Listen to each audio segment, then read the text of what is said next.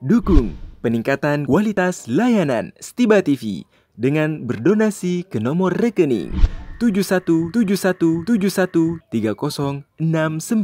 atas nama Media Stiba Makassar. Allahu Akbar, Allahu Akbar. Alhamdulillahi Rabbil Alamin. Wabihi nasta'inu ala umuri dunya waddin. Ashhadu an la ilaha illallah wahdahu la sharika lah. Wa ashhadu anna Muhammadan abduhu wa rasuluh. Ya ayyuhalladzina amanu taqullaha haqqa tuqatih wa la tamutunna illa wa antum muslimun. Fa inna asdaqal hadithi kitabullah wa khairal hadi hadi Muhammadin sallallahu alaihi wasallam. Wa inna syarral umuri muhdatsatuha fa inna kulla muhdatsatin bid'ah wa kulla bid'atin dhalalah wa kulla dhalalatin finnar. Ma'asyiral muslimin, sidang Jumat yang dirahmati Allah Subhanahu wa taala. Salah seorang ulama pernah berdoa kepada Allah Subhanahu wa taala dengan sebuah doa yang sangat menarik.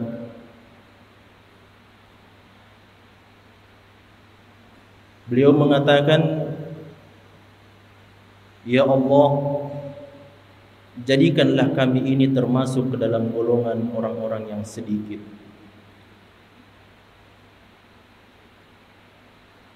Apabila kita menilik doa yang seperti ini berdasarkan ayat-ayat Allah Subhanahu wa taala dan hadis-hadis Rasulullah sallallahu alaihi wasallam, maka seakan-akan doa ini bertolak belakang dengan ayat-ayat dan hadis Rasulullah sallallahu alaihi wasallam. Bukankah Al-Qur'an wahyu Allah Subhanahu wa taala diturunkan olehnya untuk disebarluaskan kepada umat manusia? Bukankah Rasulullah sallallahu alaihi wasallam diutus oleh Allah sebagai nabi dan rasul Allah untuk menjadi rahmat bagi seluruh umat manusia, bahkan untuk menjadi rahmat bagi sekalian alam?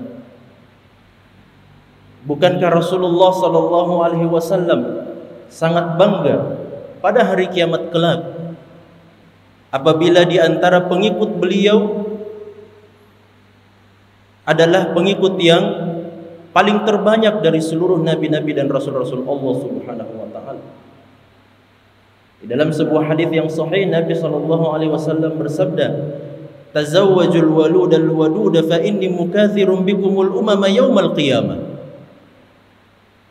Hadis ini menjelaskan kepada kita bahwa Rasulullah sallallahu alaihi wasallam merasa sangat bangga di hadapan Allah Subhanahu wa taala pada hari kiamat kelak apabila beliau mendapati umat beliau adalah umat yang terbanyak dari seluruh umat Nabi dan Rasul Allah Subhanahu wa taala.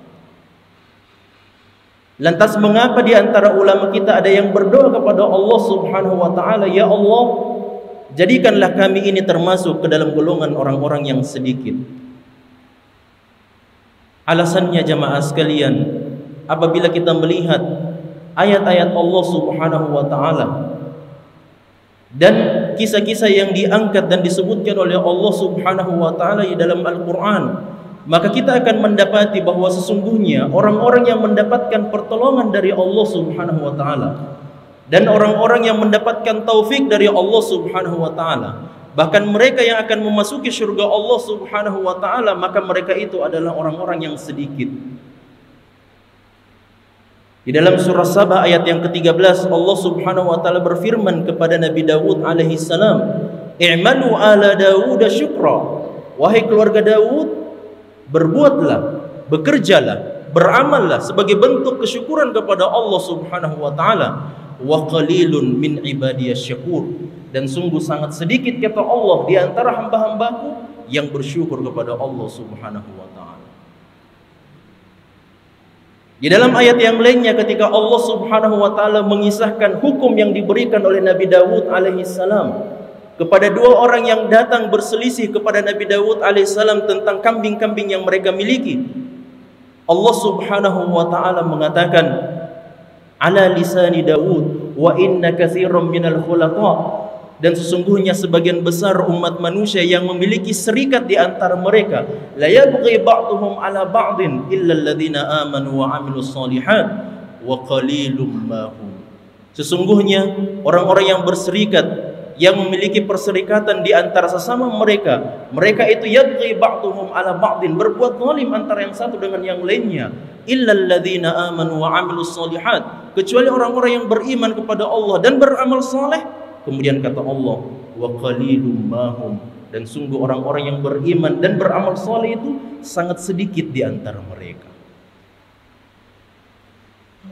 Ketika Allah Subhanahu wa taala menceritakan kisah Talut dan pasukannya yang diberikan ujian oleh Allah Subhanahu wa taala dengan sebuah sungai, lantas kemudian diberikan ujian tambahan oleh Allah Subhanahu wa taala untuk bertemu dengan pasukan Jalut, Allah Subhanahu wa taala mengatakan, kam min fi'atin qalilatin ghalabat fi'atan katsiratan biidznillah wallahu ma'as sabirin. Betapa banyak kelompok yang sedikit jumlahnya bisa mengalahkan jumlah yang sangat banyak, dan sesungguhnya Allah Subhanahu wa taala memberikan kesabaran. Jamaah yang dirahmati Allah Subhanahu wa taala. Sebaliknya, ketika Allah Subhanahu wa taala berbicara tentang orang-orang yang tidak mengetahui perkara agama Allah Subhanahu wa taala, ketika Allah berbicara tentang kelompok orang-orang yang tidak beriman kepada Allah Subhanahu wa taala, ketika Allah berbicara tentang orang-orang yang tidak pandai bersyukur kepada Allah Subhanahu wa taala, Allah berfirman di dalam banyak ayat di dalam Al-Qur'an, walakinna aktsaran nasi la ya'lamun.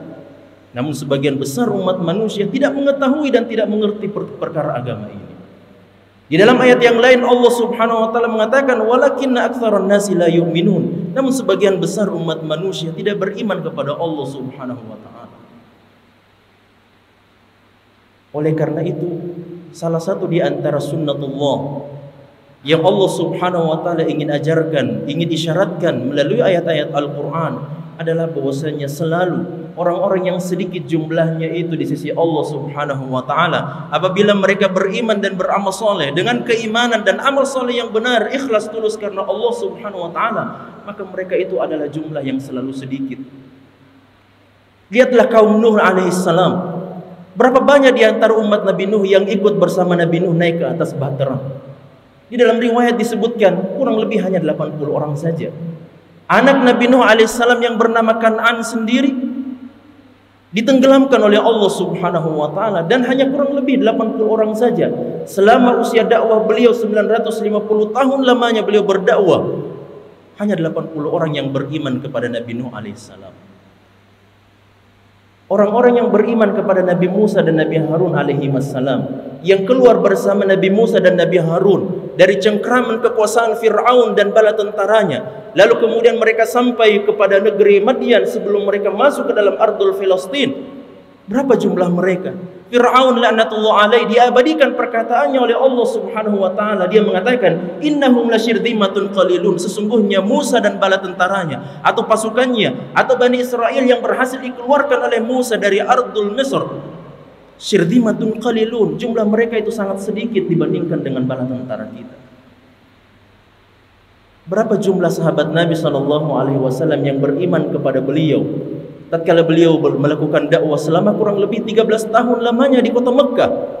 Dalam sebuah riwayat dikatakan tidak lebih dari 100 orang yang percaya dan beriman kepada baginda Rasulullah SAW, dan sebagian di antara mereka itulah yang melakukan hijrah dari kota Mekkah menuju Ardul Habasyah, dan sebagian di antara mereka itulah yang kemudian hijrah dari kota Mekkah menuju Al-Madinah An-Nabawiyah. Berapa banyak di antara sahabat Nabi SAW yang ikut dalam peperangan Badar?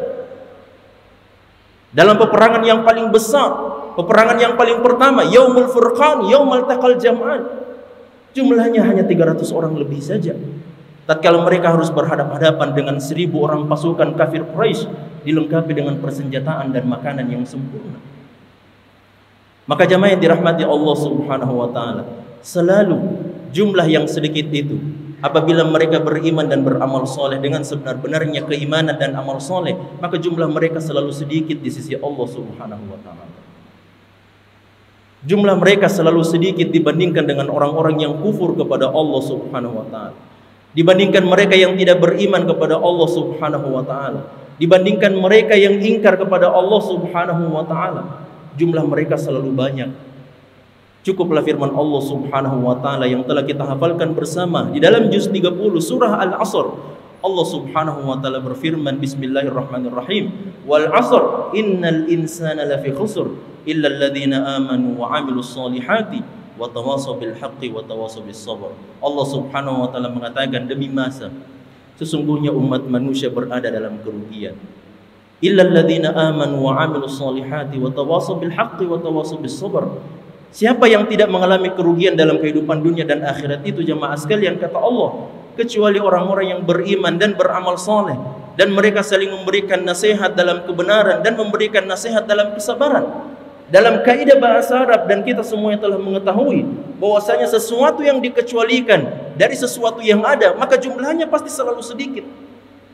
Allah Subhanahu wa ta'ala mengatakan, innal insana lafi khusr, sesungguhnya umat manusia benar-benar berada dalam kerugian. Itu berarti bahwasanya umat manusia biakmalihim, secara keseluruhan, dan secara keseluruhan itu jumlahnya banyak, tentu saja mereka benar-benar berada di dalam kerugian yang nyata dalam kehidupan dunia dan akhirat, kecuali orang-orang yang beriman dan beramal soleh dan saling memberikan nasihat dalam kebenaran dan kesabaran. Dan orang-orang yang melakukan 4 amalan ini, jemaah sekalian, karena mereka adalah kelompok yang dikecualikan oleh Allah Subhanahu wa ta'ala, tidak mengalami kerugian dunia dan akhirat, maka tentu saja jumlah mereka pasti jauh lebih sedikit dibandingkan dengan orang-orang yang tidak dikecualikan oleh Allah Subhanahu wa ta'ala. Jemaah yang dirahmati Allah Subhanahu wa ta'ala, termasuk di antara golongan, di antara kaum, di antara kelompok yang setiap masa dan setiap zaman jumlah mereka selalu sedikit dibandingkan dengan umat manusia yang sangat banyak ini, adalah mereka itu para talabatul ilmi syar'i, mereka yang menuntut ilmu agama Allah Subhanahu wa ta'ala, yang mau menghabiskan usia mereka, harta mereka, kesempatan mereka, apa yang Allah karuniakan kepada mereka di jalan Allah Subhanahu wa ta'ala untuk mempelajari agama Allah Subhanahu wa ta'ala. Bukankah Allah Subhanahu wa ta'ala mengatakan, walakinna aktsarahum la ya'lamun, namun sebagian besar umat manusia, sebagian besar orang-orang kafir itu tidak mengetahui perkara agama Allah Subhanahu wa ta'ala. Itu berarti ada di antara mereka, sebagian di antara mereka yang mengetahui perkara agama, paham tentang dinul Islam, paham tentang dakwah Rasulullah sallallahu alaihi wasallam, dan mereka itulah yang beriman kepada Rasulullah sallallahu alaihi wasallam, baik itu di kota Mekkah ataupun di kota Madinah. Menuntut ilmu syar'i adalah satu di antara keutamaan yang sangat besar. Menuntut ilmu syar'i adalah satu di antara ibadah yang sangat tinggi dan sangat agung di sisi Allah Subhanahu wa ta'ala. Namun camkan jamaah yang dirahmati Allah Subhanahu wa ta'ala, untuk menjadi kelompok yang sedikit itu, dan di antara kelompok yang sedikit itu adalah para talabatul ilmi syar'i, maka senantiasa dibutuhkan kesabaran yang sangat besar di sisi Allah Subhanahu wa ta'ala. Sangat dibutuhkan kesabaran yang ekstra, oleh karena kelompok yang sedikit ini akan diberikan ujian yang sangat dahsyat oleh Allah Subhanahu wa ta'ala. Lihatlah bagaimana ujian yang Allah Subhanahu wa ta'ala berikan kepada Nabi Nuh alaihissalam dan orang-orang yang beriman kepada beliau. 950 tahun mereka harus bersabar, berdakwah siang dan malam, berdakwah secara terang-terangan ataupun sembunyi-sembunyi. Bahkan sebagian besar di antara mereka harus dikencingi, diberaki, dicemooh, dihina. Selama 950 tahun lamanya adalah usia dan waktu yang sangat panjang. Kita harus mengalami ujian yang sangat berat. Lihatlah bagaimana Nabi Musa alaihissalam dan Nabi Harun alaihissalam di setiap tahunnya, lalu kemudian di 2 tahun berikutnya, mereka selalu melihat ada anak-anak laki-laki dari kaum Bani Israel, yudzabbihuna abna'ahum wa yastahyuna nisa'ahum. Fir'aun dan bala tentaranya menyembelih anak laki-laki Bani Israel di setiap 2 tahun yang berlalu. Dan di setiap 2 tahun itu juga Nabi Musa dan Nabi Harun alaihissalam harus melihat anak-anak dari kalangan mereka disembelih oleh Fir'aun dan bala tentaranya laknatullah alaihi. Lihatlah Nabi Musa dan Nabi Harun yang selama 40 tahun harus yatihuna fil ardi. Mereka harus 40 tahun terombang-ambing di Ardul Madian karena mereka enggan masuk ke dalam Ardul Filistin Al-Muqaddasah, karena mereka menyelisihi perintah Allah Subhanahu wa taala. Maka mereka diuji oleh Allah Subhanahu wa taala, yatihuna fil ardi 40 sana. Mereka tersesat di Ardul Madian selama 40 tahun lamanya. Lihatlah Nabi Isa alaihissalam yang harus dikejar-kejar oleh orang-orang kafir kepada Allah Subhanahu wa taala untuk disembelih, untuk dibunuh. Dan bagaimana perjuangan Hawariyun, para kekasih-kekasih Nabi Isa alaihissalam yang harus membantu dan menyelamatkan Nabi Isa alaihissalam yang jumlah mereka sangatlah sedikit. Lihatlah bagaimana perjuangan Nabi SAW ketika selama kurang lebih 3 tahun lamanya beliau harus diboikot oleh orang-orang kafir Quraisy bersama puluhan orang yang telah beriman kepada Rasulullah SAW. Mereka tidak makan kecuali rumputan dan tumbuhan yang tumbuh di pedalaman kota Mekah pada saat itu selama kurang lebih 3 tahun lamanya. Lihatlah bagaimana pengorbanan Nabi SAW di Ghazwat Uhud.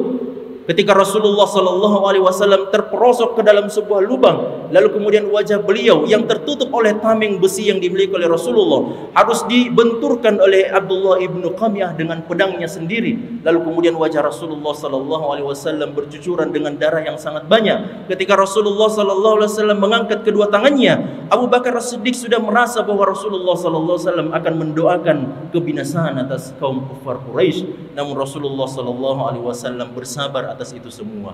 Rasulullah berdoa kepada Allah Subhanahu wa taala, Allahumma ighfir lahum fa innahum la ya'lamun. Ya Allah, ampunilah umat saya karena sesungguhnya mereka itu tidak memahami. Karena sesungguhnya mereka itu tidak mengetahui. Lihatlah bagaimana kesabaran para ulama kita, para ulama salafun as-salih. Yahya bin Sa'id Al-Qattan rahimahullahu taala, setiap harinya ketika dia menuntut ilmu syar'i, dia keluar sebelum masuknya waktu sholat subuh, dan beliau tidak kembali ke dalam rumah beliau kecuali kecuali setelah selesai melaksanakan sholat isya. Seharian beliau di luar rumah untuk menuntut ilmu syar'i. Lihatlah Imam Bukhari rahimahullahu taala, ribuan kilometer telah dilewati oleh kedua tapak kaki beliau untuk mencari hadis-hadis Rasulullah sallallahu alaihi wasallam. Lihatlah para ulama kita yang dalam rihlah talabul ilmi mereka harus menempuh puluhan kilometer, mereka harus menempuh ratusan kilometer, berpindah dari satu tempat ke tempat yang lain untuk hanya mendengarkan satu hadis Rasulullah sallallahu alaihi wasallam saja. Lihatlah para ulama kita yang melalui safar mereka, perjalanan mereka yang sangat panjang dalam menuntut ilmu syar'i, mereka harus mengalami kencing darah selama berkali-kali lamanya, dan itu adalah bentuk kesabaran mereka di jalan Allah Subhanahu wa taala.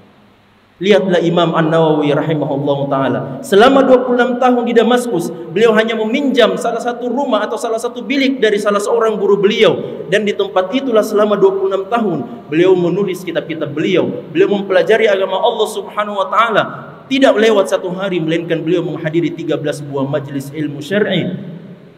Dan di setiap malamnya dan di setiap hari dan malamnya, Al-Imam An-Nawawi rahmatullah alaih hanya mengkonsumsi satu wajibah, satu kali santapan makanan saja, yaitu pada pukul 12 malam saja.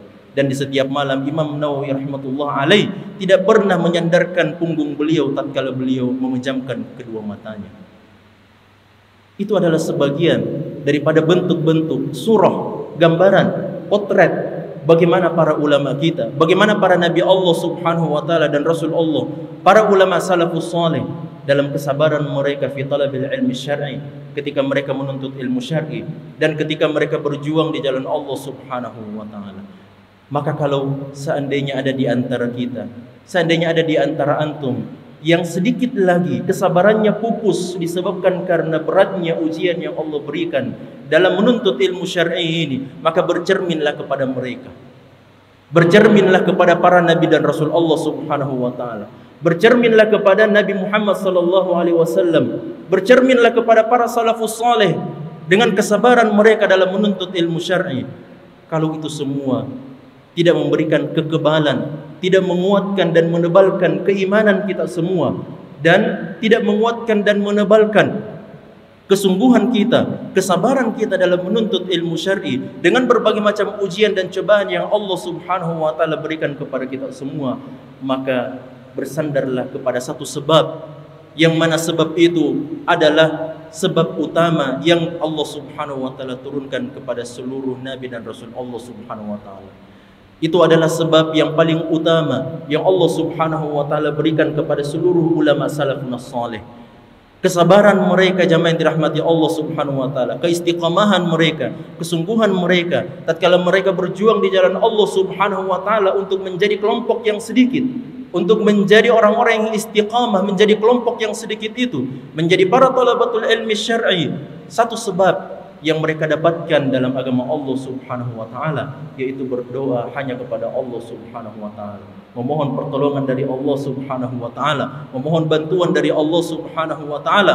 Oleh karena Nabi kita Muhammad sallallahu alaihi wasallam saja, nabi dan rasul Allah Subhanahu wa taala yang paling mulia sekalipun, tidak bisa mendapatkan keistiqomahan di jalan Allah Subhanahu wa taala kecuali atas bantuan dan pertolongan Allah Subhanahu wa taala. Allah Subhanahu wa taala mengatakan dalam surah Al-Isra, "Walaula an thabbatnaka laqad kitta tarkanu ilaihim syai'an qalila, idzan la adzaqnaka dhi'fal hayati wa dhi'fal mamati thumma la tajidu laka 'alaina nasira." Wahai Muhammad, kalau seandainya kami tidak berikan kekuatan kepadamu, kalau seandainya kami tidak berikan keistiqamahan kepadamu wahai Muhammad, laqad kitta tarkanu ilaihim syai'an qalila, hampir-hampir saja hatimu condong kepada penawaran orang-orang kafir Quraisy. Nabi kita Muhammad sallallahu alaihi wasallam telah diberikan berbagai macam penawaran di kota Mekah oleh orang-orang kafir Quraisy. Beliau diberikan penawaran untuk menjadi sayyidul al-qaum, menjadi pemimpin orang-orang kafir Quraisy. Beliau diberikan penawaran oleh orang kafir Quraisy untuk dinikahkan dengan anak mereka yang paling cantik. Beliau diberikan penawaran untuk menjadi orang yang paling kaya, saudagar yang paling kaya di kota Mekah pada saat itu.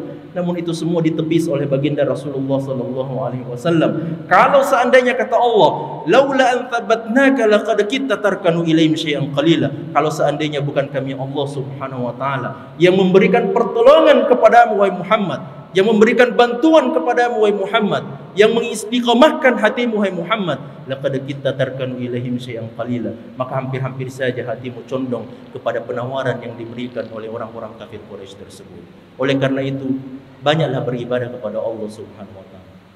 Banyaklah berdoa kepada Allah Subhanahu wa taala agar kemudian Allah memberikan keistiqomahan kepada kita semua dalam usaha kita dan kesungguhan kita untuk menuntut ilmu syar'i ini.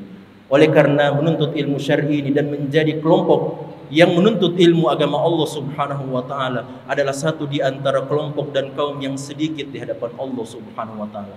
Bahkan kata Rasulullah sallallahu alaihi wasallam, akan ada satu masa di akhir zaman nanti di mana tidak ada lagi seseorang pun yang menyebutkan kata Allah, Allah, Allah.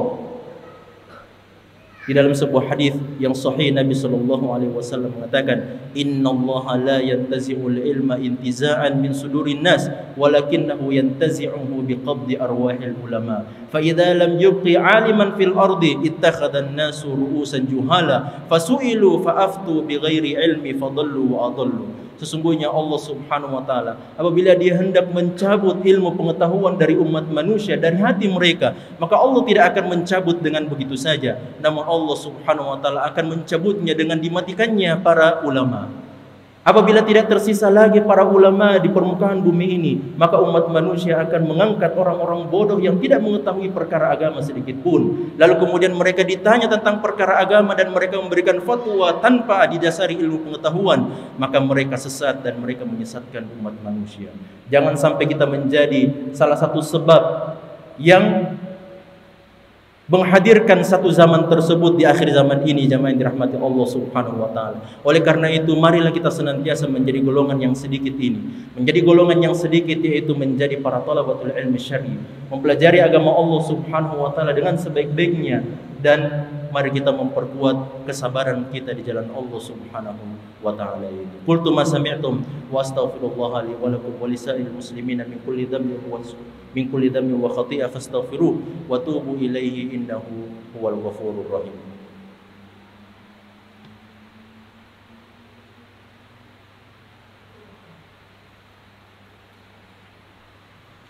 Alhamdulillahi rabbil alamin wal aqibatu lil muttaqin wa la 'udwana illa 'alal zalimin wa asyhadu an la ilaha illallah wahdahu la syarika lahu wa asyhadu anna Muhammadan 'abduhu wa rasuluhu la nabiyya ba'da. Kaum muslimin sidang Jumat yang dirahmati Allah Subhanahu wa taala. Pada khutbah yang kedua ini kami ingin mengingatkan diri kami pribadi dan kepada para jamaah sekalian. Secara khusus pada hari Jumat ini mari kita memperbanyak dua ibadah kepada Allah Subhanahu wa taala. Ibadah yang pertama adalah mari memperbanyak doa-doa kita kepada Allah Subhanahu wa taala untuk kebaikan diri kita pribadi, keluarga kita, bangsa kita dan kaum muslimin secara umum. Oleh karena telah sahih dari Rasulullah sallallahu alaihi wasallam bahwasanya beliau bersabda, pada hari Jumat ini ada satu waktu tidaklah seorang mukmin berdoa kepada Allah Subhanahu wa taala bertepatan dengan waktu tersebut, melainkan Allah Subhanahu wa taala pasti akan mengijabah doa-doanya. Dalam riwayat yang dihasankan oleh para ulama kita disebutkan sebuah isyarat bahwasanya Rasulullah sallallahu alaihi wasallam bersabda, dan waktu mustajabnya doa pada hari Jumat itu adalah setelah selesainya kita melaksanakan sholat asar sampai terbenamnya matahari. Yang kedua, mari kita memperbanyak ibadah kita kepada Allah Subhanahu wa taala, yaitu bersalawat dan bersalam kepada baginda Rasulullah sallallahu alaihi wasallam pada hari Jumat ini. Sebagaimana perintah Allah Subhanahu wa taala dalam Al-Qur'an, innallaha malaikatahu yusholluna 'alan nabi ya ayyuhalladzina amanu shallu 'alaihi wa sallimu taslima. Wa qala an-nabiyyu sallallahu alaihi wasallam, man shalla 'alayya salatan wahidah sallallahu alaihi biha asyra. Allahumma shalli 'ala Muhammad wa 'ala ali Muhammad kama shallaita 'ala Ibrahim wa 'ala ali Ibrahim wa barik 'ala Muhammad wa 'ala ali Muhammad kama barakta 'ala Ibrahim wa 'ala ali Ibrahim innaka Hamidum Majid. Allahumma ighfir lil muslimina wal muslimat wal mu'minina wal mu'minat al ahya'i minhum wal amwat innaka sami'un qaribun mujibud da'wat wa yaqdiyal hajat. Allahumma a'izzal islam wal muslimin wa adhill asyirka wal musyrikin wa dammir a'da'aka a'da'ad-din wa ahmi hawzatal islam wal muslimina ya rabbal alamin. Rabbana zalamna anfusana wa illam taghfir lana wa tarhamna lanakunanna minal khasirin. Rabbana la tuzigh qulubana ba'da idh hadaytana wa hab lana min ladunka rahmah innaka antal wahhab. Rabbana atina fid dunya hasanah wa fil akhirati hasanah wa qina adzaban nar. Wa subhana rabbika rabbil izzati amma yasifun wa salamun alal mursalin walhamdulillahi rabbil alamin. Qumu ila salatikum.